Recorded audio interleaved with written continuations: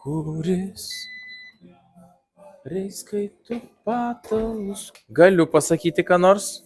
Dabar darau arbatą jums puerą tamsų iš Kinijos. Kažkaip norėjom apie žmonės. Kažkas būtų, žinai, kad žmonės susitinka, kad nebūtų vieta tik apie alkoholį.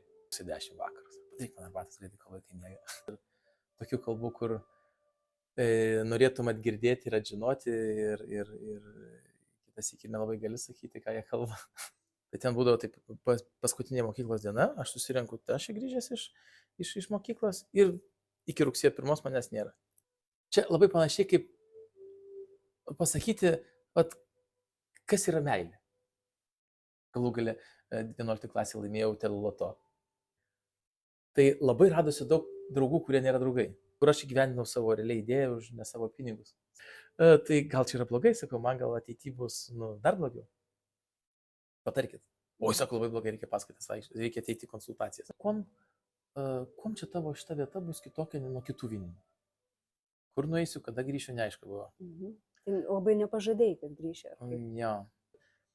Tu turi tikslą, tada tu dažniausiai spaudi gazą.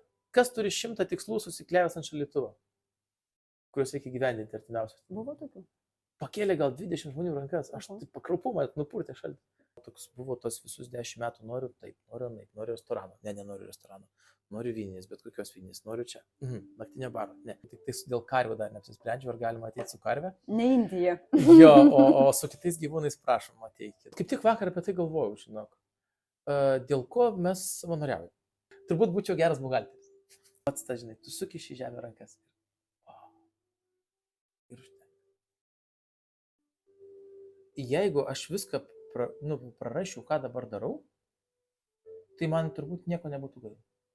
Kodėl negaliu knygų skaityti? Kai perskaičiu Aną Kareniną, nustojau skaityti romanus. Nes mano manimu tai yra knyga, kur pasakyta apie viską.